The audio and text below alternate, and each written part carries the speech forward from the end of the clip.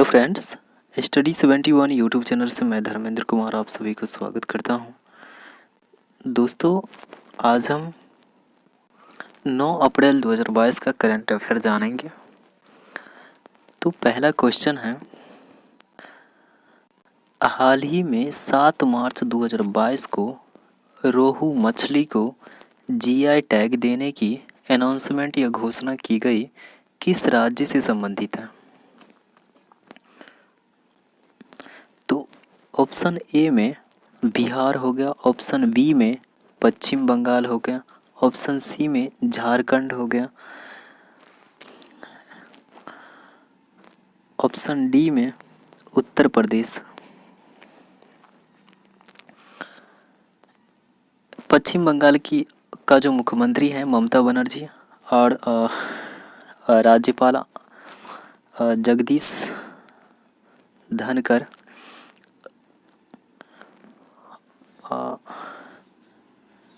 इसका झारखंड का मुख्यमंत्री जो है हेमंत सोरेन है। उसके बाद डी उत्तर प्रदेश का योगी आदित्यनाथ जो कि दूसरी बार मुख्यमंत्री पद का शपथ लिए हैं। तो इसका डी ए आंसर होगा, बिहार होगा। जीआई टैग की शुरुआत 1999 में रजिस्ट्रेशन एंड प्रोटेक्शन एक्ट के तहत और रजिस्ट्रेशन एंड प्रोटेक्शन एक्ट के तहत किया गया। यह सबसे पहले 2004 में दार्जिलिंग चाय जो कि पश्चिम बंगाल में है उसको दिया गया, और हाल ही में अभी बिहार के दरभंगा जिला और मधुबनी जिला इस रोहू मछली के लिए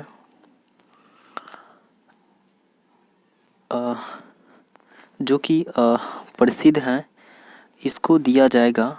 और इसलिए अब इसे दिया जाएगा क्योंकि इस मछली का स्वाद दूसरी जगहों की अपेक्षा बहुत अच्छा यहाँ का रहता है। इसका उद्देश्य क्या है? मानव तथा प्राकृतिक रूप से विशेषता वाले वस्तु को जीआई टैग दिया जाता है तथा इसकी जो वैलिडिटी होती है 10 वर्ष तक होता है।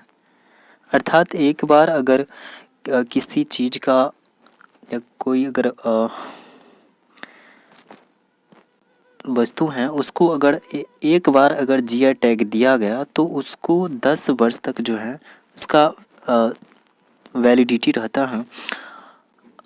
अच्छा, एक चीज़ और मन में होगा कि ये जीआई टैग देने से होता क्या है कि इसका अगर 10 वर्ष अगर पूरा अगर हो जाता है तो 10 वर्ष पूरा होने के बाद जो है उसको फिर रिन्यूअल करवाना पड़ता है। शामिल करने का उद्देश्य होता है कि इसे वैश्विक अर्थात विश्व स्तर पर एक ऐसी पहचान मिल जाती है जिसको बाज़ार में इसको व्यापार या बेचा जा सकता है। उसके बाद यहाँ पर मोस्ट इम्पोर्टेंट फैक्ट्स में है, बिहार में करतनी चावल को मिला, शाही लीची को मिला, जर्दालू आम को मिला, मगहई पान को। उसके बाद पश्चिम बंगाल में रसगुल्ला को, अरुणाचल प्रदेश में मिसमी टेक्सटाइल को, जम्मू कश्मीर में केसर को, उत्तर प्रदेश में टेराकोटा को, मणिपुर में काला चावल को। उसके बाद नेक्स्ट क्वेश्चन है,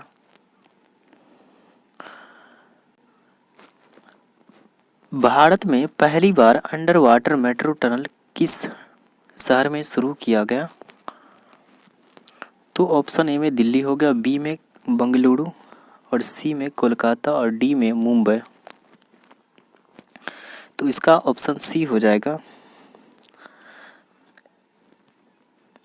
कोलकाता मेट्रो रेल कॉरपोरेशन और Japan bank for international corporation दोनों संयुक्त रूप से इस अंडर वाटर प्रोजेक्ट को जो कि पानी के अंदर जो है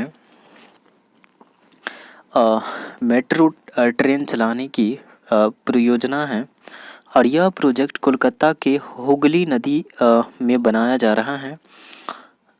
ये पानी के अंदर मेट्रो ट्रेन चलेगा और इसकी जो ऊंचाई है, इसकी जो गहराई है 33 मीटर गहराई हैं तथा और हावड़ा से कोलकाता और कहाँ से कहाँ तक जाएगी, तो हावड़ा से लेकर के कोलकाता तक। और यह प्रोजेक्ट 2 फेज में बनेगा। पहला फेज जो है सॉल्ट लेक सेक्टर 5 से और 5 तक, और दूसरा जो है लेक स्टेडियम तक जाएगी। और इस प्रोजेक्ट का निर्माण 2023 में पूर्ण होने का उम्मीद किया जा रहा है। उसके बाद कोलकाता में पहली मेट्रो रेल की स्थापना 1984 में किया गया। नेक्स्ट क्वेश्चन है, हाल ही में भुवन पोर्टल किसने लॉन्च किया? तो ए ऑप्शन ए में UIDAI, NRSC, और बी में है DRDO, defence research development organisation, और सी ऑप्शन सी में है ADB, एशियन डेवलपमेंट बैंक, और डी में है इनमें से कोई नहीं। तो इसका आंसर हो जाएगा ए होगा UIDAI, जो कि आधार बनाने वाली कंपनियां हैं। इसी के द्वारा ये भुवन पोर्टल लॉन्च किया गया।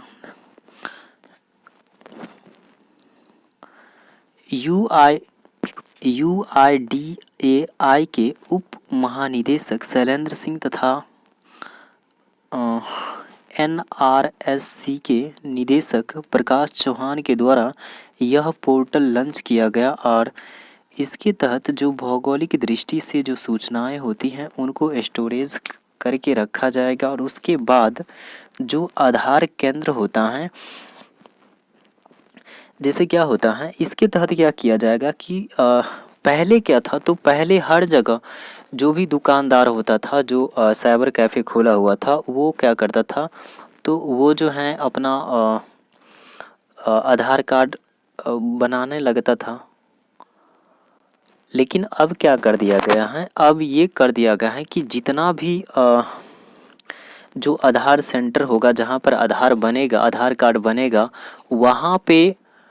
वहाँ पे उस दुकान का लाइसेंस होना चाहिए, तब जाकर के वो बना सकता है। तो इसकी निगरानी करेगा। उसके बाद देश में उसका लोकेशन को पता हिसाब से खोजना, उसको खोजेगा। उसके बाद जानकारी प्राप्त करना और नए आधार कार्ड को जोड़ना, या मतलब जो नया आधार कार्ड बनाया जाता है। अभी तक इस उदय या इसको NRSC देखिए, इसके द्वारा NRSC national remote sensing centre के द्वारा और उदय के साथ मिलकर के जो है ये भुवन पोर्टल को लॉन्च किया है। उसके बाद अभी तक हम उदय की UIDAI की अगर बात करें तो 132 करोड़ लोगों को आधार संख्या जो है प्रोवाइड करवा चुकी है। नेक्स्ट क्वेश्चन में है, हाल ही में केंद्र सरकार के द्वारा सेनाओं को बहाली जो किया जाएगा, टूर ऑफ ड्यूटी पद्धति प्रयोग करके युवाओं को कितने समय के लिए रोजगार देगा? देखिए, ऑप्शन ए में 3 वर्षों के लिए, ऑप्शन बी में 5 वर्षों के लिए, ऑप्शन सी में ए और बी, और ऑप्शन डी में इनमें से कोई नहीं। इसका सी आंसर होगा, ए एंड बी। इसका ए और बी दोनों होगा। भारत के तीनों सेनाओं में, आर्मी हो गया, नेवी हो गया, एयरफोर्स हो गया, जिसमें अगर हम वैकेंसी की अगर बात करें तो 1.25 लाख पद खाली हैं। और इसको भरने के लिए अब टूर ऑफ ड्यूटी पद्धति का प्रयोग किया जाएगा। अच्छा, इस पद्धति का मतलब ये हुआ कि अगर किसी युवा को अगर उसमें अगर सेनाओं में अगर भर्ती हो जाता है तो उसको 3 साल तक या 5 साल तक उसको जॉब करना होगा। उसके बाद अगर वो चाहेगा कि हम नौकरी छोड़ करके और दूसरा कार्य करें तो ये हो सकता, ये संभव है।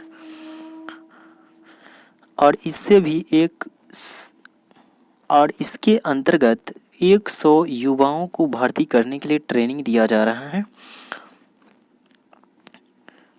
तो नेक्स्ट क्वेश्चन नंबर 5 में जय भीम मुख्यमंत्री प्रतिभा योजना किस राज्य या केंद्र से संबंधित हैं? तो ए में होगा ऑप्शन ए में कर्नाटक होगा, बी में दिल्ली, सी में चंडीगढ़ और डी में महाराष्ट्र।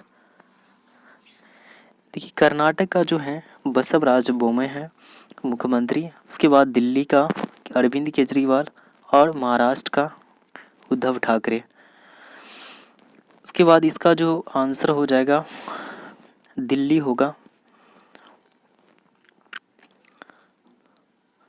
यह योजना दिल्ली सरकार के द्वारा शुरू किया गया है और इसके तहत SC ST छात्रों को 10वीं और 12वीं में अच्छे मार्क्स से जो प्राप्त किया है और उनके माता पिता का जो आय है वो 2 लाख से कम है तो उसे फ्री में ट्यूशन करवाया जाए, कोचिंग दिया जाएगा। तथा और 2 लाख से ज़्यादा अगर होने पर 75% जो है सरकार उसको कोचिंग पढ़ने के लिए खर्च देगी। उसके बाद इसका उद्देश्य क्या है? देखिए SC ST प्रतिभाशाली विद्यार्थियों को प्रतियोगी के जो भी कॉम्पिटिटिव एग्ज़ाम्स होता है उसको उत्तीर्ण करने के लिए ये फ्री कोचिंग की व्यवस्था दिल्ली सरकार के द्वारा किया जाएगा। जैसे कि इंजीनियरिंग हो गया, मेडिकल हो गया, इस सब के लिए जो है कोचिंग दिया जाएगा फ्री में। नेक्स्ट क्वेश्चन, हाल ही में ICC के द्वारा प्लेयर ऑफ द मंथ के लिए कितने खिलाड़ी को नामित किया गया है? तो ऑप्शन ए में होगा 2, ऑप्शन बी में होगा 5, ऑप्शन सी में 6, ऑप्शन डी में 3। तो इसका ऑप्शन जो हो जाएगा इसका डी होगा 3rd। हाल ही में ICC अर्थात इंटरनेशनल क्रिकेट काउंसिल होता है, ICC का पूरा फुल फॉर्म, के द्वारा 3 खिलाड़ियों को इसमें नॉमिनेटेड किया है। पहला पाकिस्तान के कप्तान बाबर आजम जो कि 390 रन बनाए हैं, उसके बाद जो है और दूसरा ऑस्ट्रेलिया के टेस्ट कप्तान पैट कैमिंग 341 रन और तीसरा वेस्ट इंडीज़ के कप्तान क्रेग ब्रेथ जो कि T20 12 विकेट लिए हैं। और भारत की तरफ से इस बार एक भी खिलाड़ी इसमें शामिल नहीं है और यह मार्च 2022 के लिए चुना गया है और पिछले महीना भारत के श्रेयस अय्यर को चुना गया था इसमें। नेक्स्ट क्वेश्चन में है, हाल ही में विश्व स्वास्थ्य दिवस कब मनाया गया? ऑप्शन ए में 4 अप्रैल को, ऑप्शन बी में 6 अप्रैल को, ऑप्शन सी में 8 अप्रैल को, ऑप्शन डी में 7 अप्रैल को। तो इसका आंसर होगा डी होगा 7 अप्रैल को। एक्सप्लेनेशन में यह दिवस हर साल 7 अप्रैल को मनाया जाता है जो कि 1948 में WHO का मतलब होता है WHO का मतलब होता है वर्ल्ड हेल्थ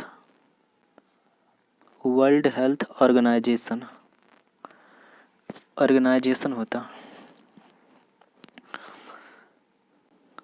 और इसका हेडक्वार्टर जो है जिनेवा में है और इसमें 194 देश शामिल हैं तथा यह स्वास्थ्य संबंधित समस्याओं से निपटने के लिए कार्य करती हैं। उसके बाद 2022 का जो थीम है 2022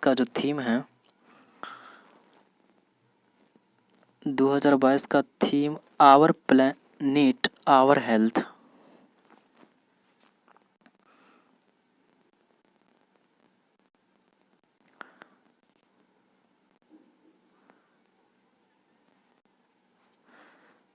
नेक्स्ट क्वेश्चन में है, हाल ही में Asian development outlook Asian bank होगा यहाँ पर, bank Asian bank development bank outlook report 2022 के अनुसार 2022-23-24 का अनुमानित विकास दर कितना रहने की उम्मीद है। तो ऑप्शन ए में 8.3, ऑप्शन बी में 8.1, ऑप्शन सी में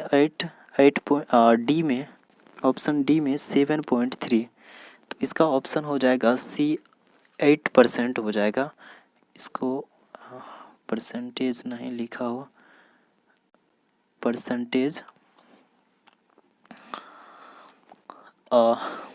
इसका सी हो जाएगा 8%। हाल ही में एशियन विकास बैंक ने आउटलुक रिपोर्ट 2022 जारी किया है, जिसका विकास दर 7.5 है, और उसके बाद 2022 का विकास दर 7.5 है, और उसके बाद 2022-23 और 24 की अगर बात करें तो इसमें 8% हैं। और उसके बाद अगर इसके सदस्य देशों की जो सामूहिक जो आर्थिक विकास दर है वो 7% है, जैसे कि बांग्लादेश हो गया, भारत हो गया, मालदीव हो गया, पाकिस्तान हो गया, श्रीलंका हो गया, अफगानिस्तान हो गया।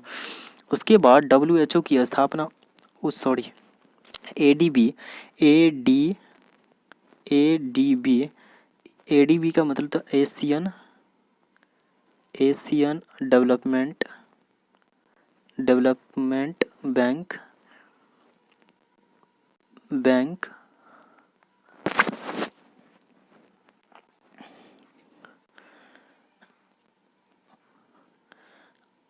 इसकी स्थापना 1966 में हुआ था।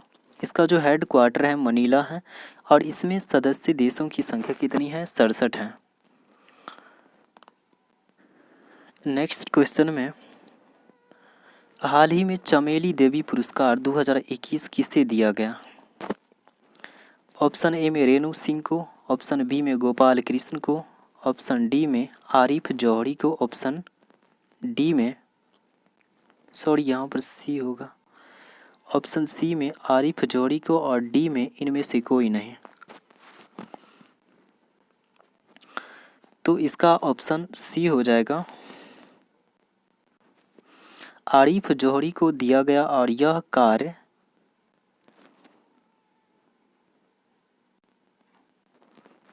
इनका कार्य क्या था, तो पत्रिका के क्षेत्र में जो सामाजिक समस्याएं होती हैं, जैसे कि घरेलू हो गया, और जो समाज में जो भी कुरीतियां जो व्याप्त होती हैं उसको हटाने के लिए ये पत्रिका के माध्यम से हटाने का प्रयास किया, इसलिए इसे चमेली देवी पुरस्कार से सम्मानित किया गया। हाल ही में जारी रिपोर्ट के अनुसार किस देश में ऑनलाइन वन्यजीवों का अवैध खरीद बढ़ रही है। अवैध